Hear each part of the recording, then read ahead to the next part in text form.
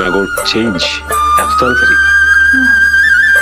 তুমি যেহেতু সবকিছু দেখে ফেলেছো, তাহলে তোমাকে সত্যি কথাটা বলেই দিই, এতদিন তোমার ক্যারিয়ার ছিল, আমি তোমাকে ভালোবাসছি। এখন তোমার ক্যারিয়ার নেই, তুমি একটু ফ্লপ দিও, তোমার কোনো ভ্যালু নেই।